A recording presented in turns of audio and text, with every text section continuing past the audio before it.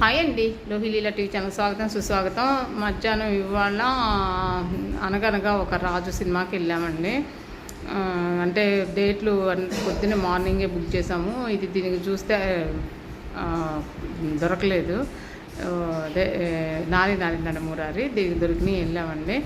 ఏం లేదండి, చాలా సింపుల్ లైను. మామూలుగా ఇప్పుడు నవీన్ పోల్శెట్టి గారు ఏంటంటే లేని కుటుంబము. ఆయన బాగా ఉన్నట్టుగా బాగా జమీందార్ లాగా ఊహించుకుంటారు కల్లో. అలాగే తర్వాత ఒక ఫ్రెండు ఏమవుతుందంటే అవినాష్ గారు ఒక బాగా ఉన్న అమ్మాయిని పెళ్లి చేసుకుంటారు, ఆస్తున్న అమ్మాయిని. తను కూడా ఒక ఆలోచన వస్తుంది అనమాట, ఒక పెద్దింటి అమ్మాయిని పెళ్లి చేసుకొని నేను కూడా సెటిల్ అయిపోవచ్చు అనే థీమ్ మీద స్టోరీ నడుస్తుందండి. సరే, అప్పుడు హీరోయిన్ పరిచయం అవుతారు. తను బాగా రిచ్ అనుకుంటారు. అందుకని దానికి తగ్గట్టుగా ఈయన కూడా రిచ్ లాగా చూపించాలి కాబట్టి అట్లా ఇద్దరు రిచ్ అని చెప్పి పెళ్లి చేసుకుంటారు.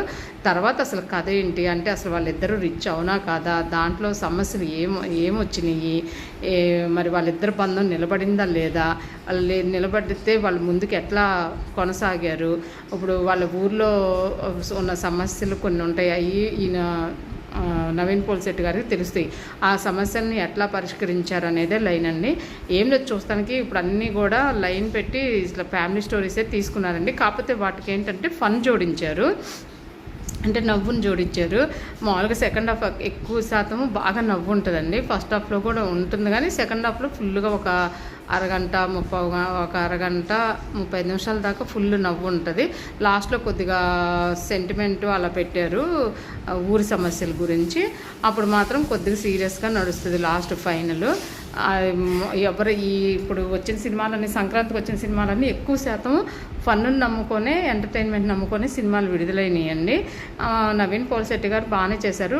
రావు రమేష్ గారు హీరోయిన్ తండ్రిగా చేశారు. ఆయనకి నటించడానికి ఎక్కువ స్కోప్ కూడా లేదు. ఊరికనే అట్లా చెప్పి మామూలుగా యాత్రలకని వెళ్ళిపోతారు, మళ్ళీ లాస్ట్లో వస్తారు. హీరోయిన్గా చేసిన తను కూడా బాగానే చేసింది. చిట్టి ఉంటుంది కదండి, ఫర్హా అబ్దుల్లా, తన పేరు నాకు కూడా గుర్తు రావట్లేదు. జాతరలో నటించింది కదా, తనది ఏం లేదు, కొద్దిగా సీన్ మాత్రమే. ఇంకా మిగతా వాళ్ళందరూ ఎవరి పరిధిలో వాళ్ళు బాగానే నటించారు.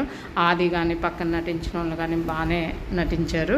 అంటే చూడొచ్చు అని అంటే, ఇప్పుడు ఎవరమైనా అంటే ఇప్పుడు మనం సినిమాకి వెళ్ళేది ఎందుకంటే కాసేపు నవ్వుకోవటానికి, కాబట్టి ఓవర్ ఎక్స్పెక్టేషన్స్ అయితే ఏమీ వద్దు.